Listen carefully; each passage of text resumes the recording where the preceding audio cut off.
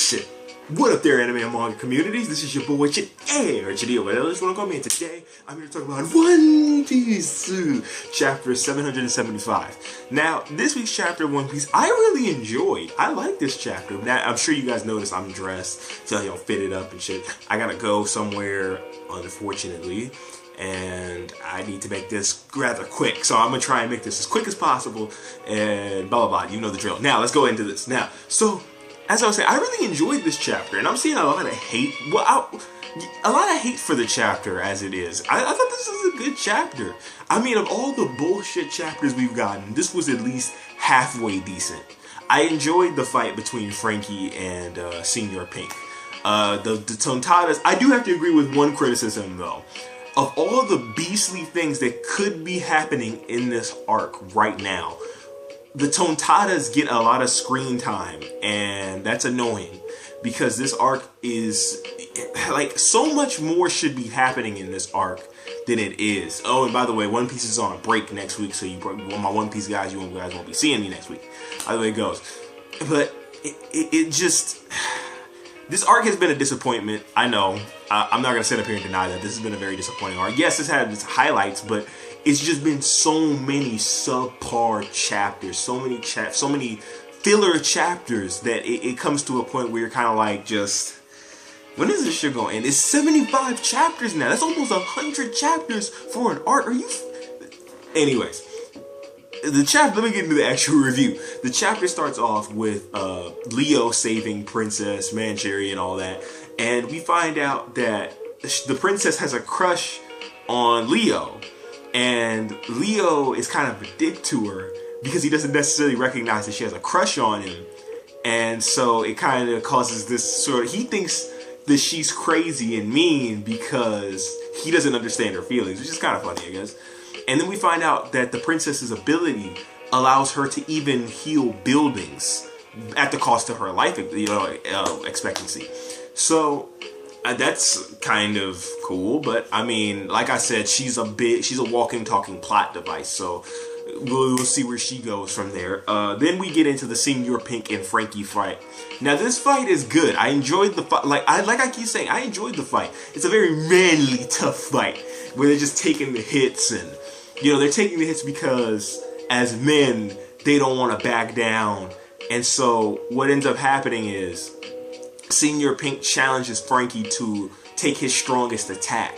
And so he takes Frankie all the way into the sky and then starts to talk about how the sky looks as sad as it did that day with his wife and kid.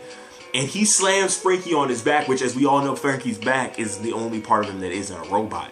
This nigga Frankie gets up, and as soon as this was a beastly moment for Frankie. I was like, this dude is on beast status. That thing gets up. The attack was called like the Baby Breaker or something like that.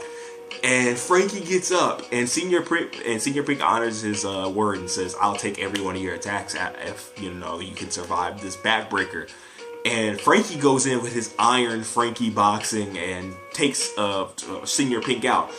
Now then we get a flashback, which I liked the flashback. I thought it added a new depth to the character that was Senior Pink, and it kind of gave him a deepness to his character. Instead of him just looking stupid like every other One Piece character in the series, he looks stupid for a reason. He dresses the way he does because of the loss that he has had with his wife being in a vegetable state and his child dying from an illness. And it's just like he's had a lot of unfortunateness happening. Unfortunateness. That's not even whatever.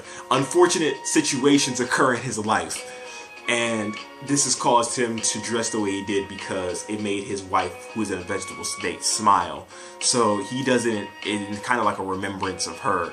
And then Frankie says, I don't know what you saw, what flashback you had that made you cry tears like that, but maybe me and you can, share it over a drink. I like that. It was like a camaraderie amongst men of battle. Like, there's just something about the Kingdom does that shit too, where it's like, we do what we must, but we don't necessarily hate each other for doing it. You know what I'm saying? I like that. I like that respect amongst men. And so I read a comment in the comment section for after I was done reading the chapter, for, the comment section for the chapter. Because I read my manga on Kiss Manga.